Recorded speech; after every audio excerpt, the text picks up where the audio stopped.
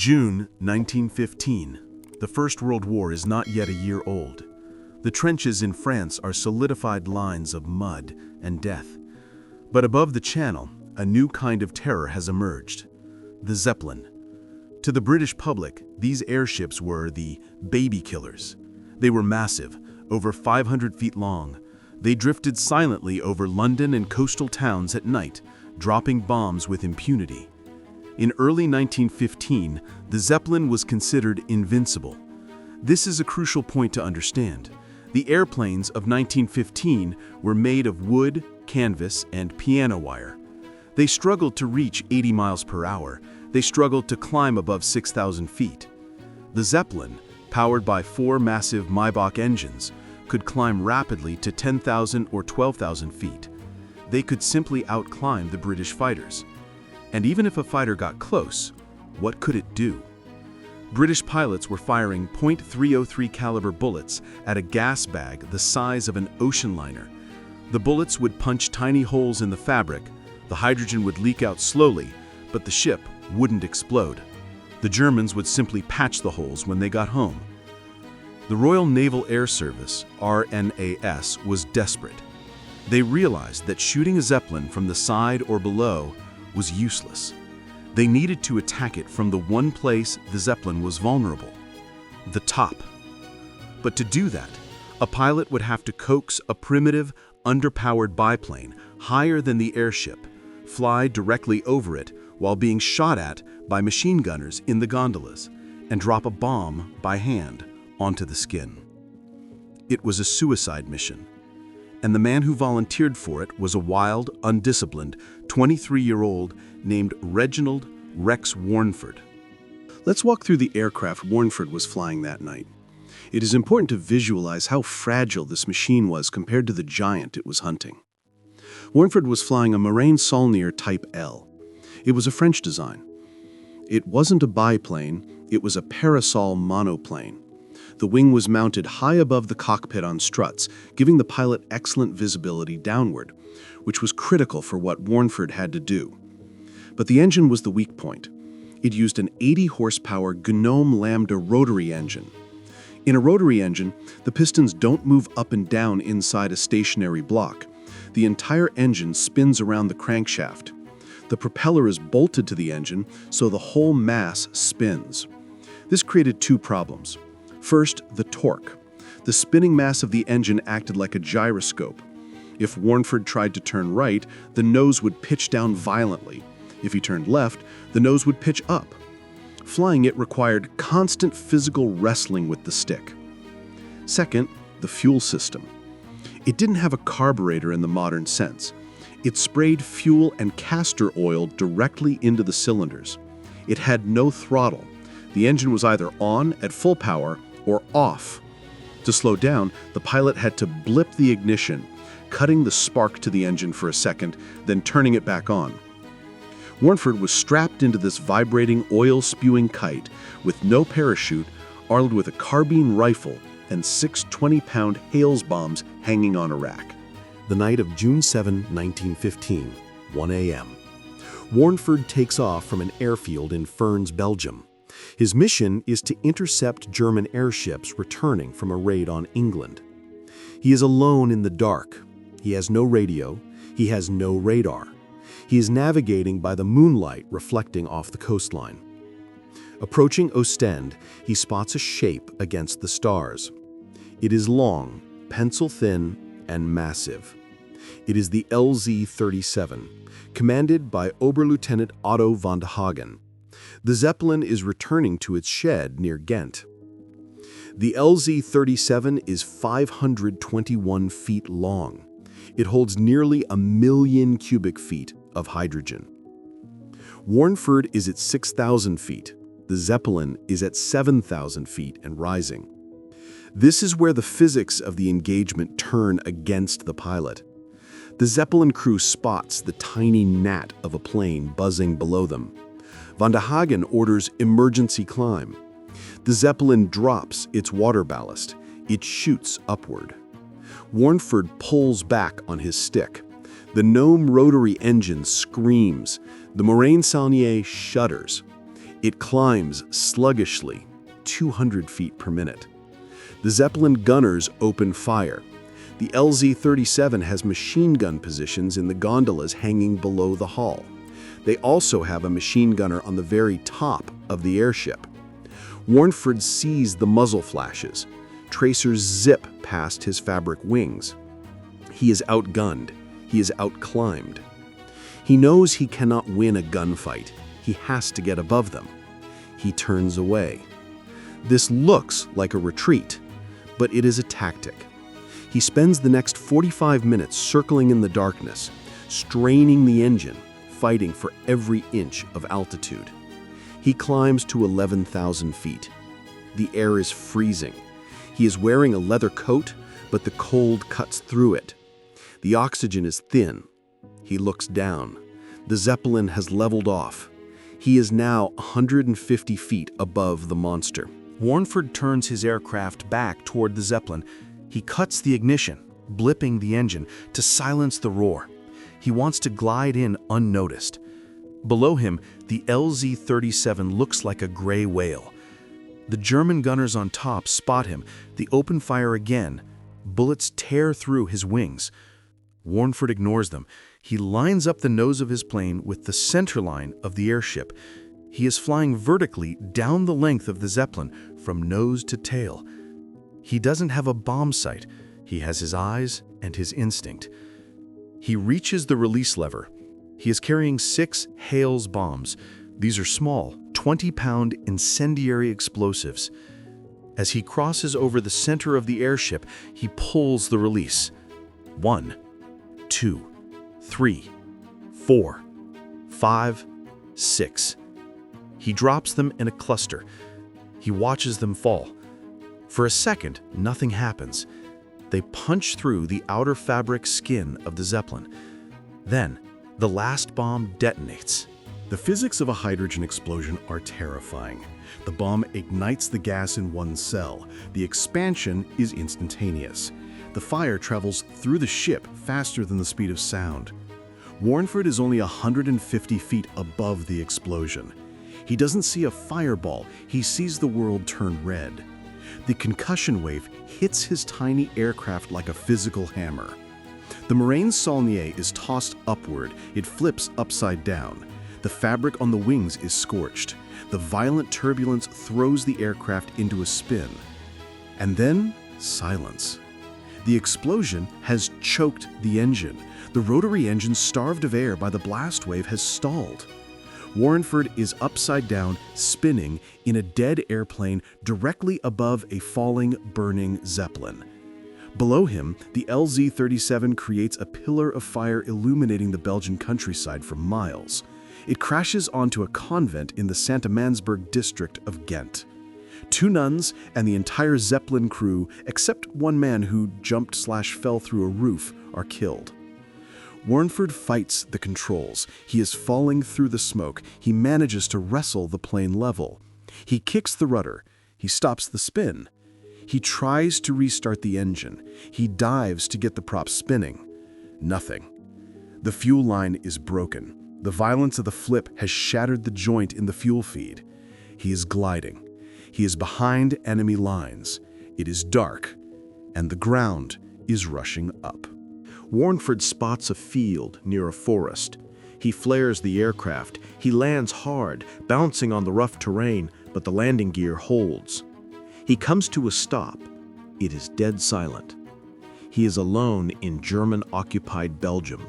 He knows that every German soldier within 20 miles saw the explosion and is heading his way. He should run. Standard procedure says to burn the aircraft and escape on foot. But Warneford is arrogant. He wants to save the plane. He climbs out. He smells the castor oil and the raw fuel. He uses his flashlight, shielding the beam with his hand. He inspects the engine. The fuel line leading to the rotary engine has snapped at the junction. He doesn't have spare parts. He doesn't have a mechanic. He reaches into his pocket. He takes out a cigarette holder. Some accounts say a distinct piece of tubing from his equipment. He uses what he has. He creates a splint for the fuel line. He uses wire to bind it tight. It takes him 35 minutes. Imagine the tension, 35 minutes in the dark, listening for the sound of German trucks. His hands are freezing. He is fumbling with wire and gas-soaked metal. Finally, he thinks it will hold. Now he has a new problem. A rotary engine has no starter motor. To start it, someone has to swing the propeller by hand, but Warneford is alone. If he swings the prop and the engine starts, the plane might lurch forward and run him over or take off without him. He chocks the wheels with stones. He sets the mixture. He walks around to the front of the plane. He grabs the wooden propeller blade. He heaves it down. Sputter. Pop. Silence. He tries again. Sputter. Pop. Silence. He can hear dogs barking in the distance. The Germans are getting close. He tries a third time. He puts all his weight into the swing. Bang! The Gnome engine catches. It roars to life, spinning a blur of noise and oil. Warneford scrambles under the wing. He jumps into the cockpit. The plane is shaking against the chocks. He guns the engine to jump the stones. The plane leaps forward. He takes off into the mist just as the headlights of German vehicles break through the tree line. Warneford flies west. He is navigating by instinct again. He is exhausted. The fumes from the leaking fuel line are making him dizzy. He can't find his original airfield in the fog. He spots a coastline. He lands at Cap Gris-Nez. He climbs out of the plane. He walks to the nearest telephone. He calls his commanding officer. "Sir," he says, "I've destroyed a Zeppelin." The news travels instantly. He is the first airman in history to destroy a Zeppelin in aerial combat. He has proven the monster can be killed. King George V sends a telegram immediately. Within 36 hours, Warneford is awarded the Victoria Cross, the highest military decoration in the British Empire.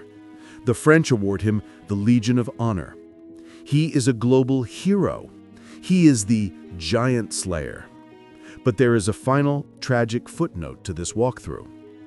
10 days later, June 17th, 1915, Warneford is in Paris. He is attending a ceremony to receive his French medal. He takes a reporter, Henry Needham, up for a joyride in a new Farman biplane.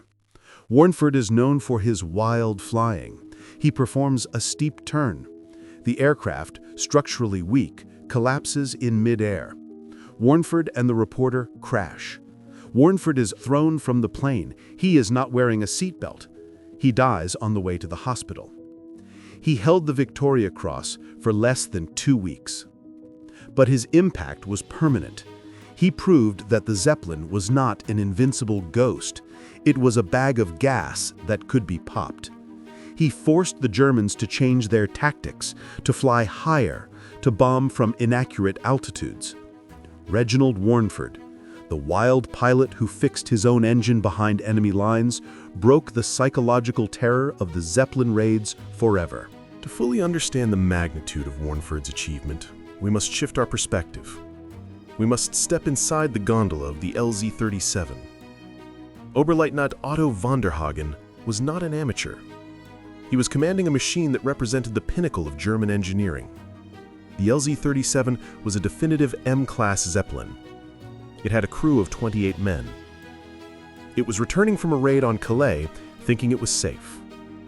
When they spotted Warneford's tiny monoplane, the mood on board shifted from routine to annoyance. They had machine guns. They had altitude. They assumed this was just another nuisance gnat. But as Warneford began his long, agonizing climb to get above them, the mood inside the control car darkened. Von der Hagen ordered the ballast dropped. He ordered the engines to emergency power. He knew the one weakness of the Zeppelin: the top cover. The machine gunner stationed on the top platform, the uppermost gunner, was the loneliest man in the German military. He was perched on top of the hull, exposed to the freezing wind, miles above the earth, separated from his crew by 1,000,000 cubic feet of hydrogen. When Warneford began his dive, that gunner was the only thing standing between the ship and destruction. He fired until his barrel heated up. But the Morane-Saulnier was too small, too fast in the dive. When the bombs hit, the crew in the forward gondola likely didn't feel the impact. They felt the light. The hydrogen explosion would have been instant and blinding. The structural failure was immediate. The ship broke its back. For the 28 men on board, it was a terrifying final few seconds as the burning wreckage plummeted 7,000 feet toward the city of Ghent. The crash site itself became a tragic irony. The Zeppelin didn't crash into a field, it crashed into the convent of St. Elizabeth in the St. Amandsberg district of Ghent, Belgium. It was 2:30 a.m. The nuns were asleep. The burning wreckage of the LZ-37 slammed into the building. The impact was catastrophic. The remaining fuel and hydrogen ignited the convent. 2 nuns were killed instantly by the falling debris. Many others were injured. The German occupation forces in Ghent rushed to the scene, but there was nothing to save. There was only one survivor from the Zeppelin crew, the helmsman, Alfred Müller. His survival is one of the miracles of the war. As the gondola broke apart in the air, he was thrown clear. He fell through the roof of the convent, smashed through a bed, and landed on the floor. He suffered severe burns and broken bones, but he lived. He would spend the rest of the war as a prisoner, the sole witness to the destruction of the invincible airship. Back in England, Warneford's return sparked a media frenzy. But behind the scenes, there was a scramble. The Victoria Cross, VC, is not handed out lightly. It is awarded for valor in the face of the enemy. Usually it takes weeks or months of deliberation. Witness statements are required. But in June 1915, British morale was low. The Zeppelin raids were terrifying the public. The government needed a hero. They needed to prove that the baby killers could be stopped. Within 36 hours of Warneford landing at Cap Grisnez, the recommendation was pushed through by the Admiralty. King George V himself sent a telegram. It was the fastest VC approval of the entire war. Warneford was summoned to Paris. He wasn't just a pilot anymore, he was a propaganda weapon. The French, not wanting to be outdone, awarded him the Legion of Honor. He was wined and dined. He was toasted in every officer's mess in France. For a 23-year-old man who was previously known for undisciplined and reckless, the sudden fame was intoxicating. It is likely that this feeling of invincibility contributed to what happened next. We must analyze Warneford's death on June 17, 1915. It wasn't combat. It wasn't a mechanical failure in the traditional sense. It was a failure of aerodynamics. Warneford was flying a Farman biplane. Unlike his Morane-Saulnier, the Farman was a pusher aircraft. The engine was behind the pilot. It was a heavy, lumbering machine designed for observation, not acrobatics. Warneford, flushed with confidence, took the American journalist Henry Needham up for a flight. Witnesses say Warneford banked the plane violently at roughly 700 feet. He was flying it like a fighter. But a Farman biplane has no ailerons. It relies on wing warping or crude control surfaces.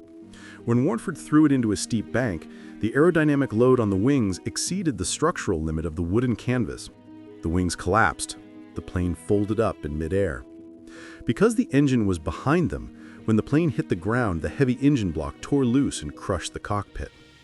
Furthermore, seat belts were not mandatory in 1915. Many pilots refused to wear them, fearing they would be trapped in a fire. Warneford was thrown out of the aircraft on impact. The irony is bitter. He had survived machine gun fire from a Zeppelin. He had survived a hydrogen explosion that flipped his plane upside down. He had survived a landing behind enemy lines, but he was killed by a simple stall-spin accident in a plane he shouldn't have been flying aggressively.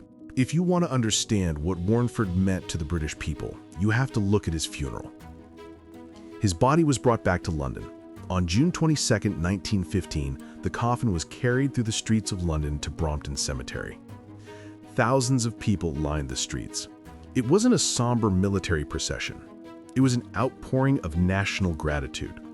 The Zeppelin menace had been broken by this one man. His coffin was covered in the Union Jack. Behind it walked admirals, generals, and the mechanics who had worked on his plane. But the most telling tribute came from the enemy. In Germany, the news of the LZ-37's destruction caused a shockwave. The Kaiser was furious, the Zeppelin commanders were shaken. They realized that the era of low-level bombing was over. Because of Warneford, the Zeppelins were forced to fly higher, up to 16,000 or 18,000 feet. This made them inaccurate, it made the crews suffer from hypoxia and altitude sickness, it froze their engines. By forcing them higher, Warneford effectively neutralized the Zeppelin as a precision weapon. He didn't just kill one ship, he maimed the entire fleet's effectiveness. Reginald Warneford represents a specific archetype in the history of aerial warfare, the maverick. He was not a good soldier. He hated marching, he hated uniforms, he was rude to superior officers. In peacetime, he likely would have been court-martialed and kicked out of the Navy. But in war, sometimes you need the man who is crazy enough to chase a 500-foot monster into the dark with 6 hand grenades and a broken fuel line. He proved that technology, the Zeppelin, is never invincible. It is only invincible until someone figures out the tactic to beat it. Warneford's career lasted only a few months. His fame lasted only 10 days. But his name is carved into the history of aviation as the man who looked at the biggest machine in the sky and said, "I can kill that." And he did.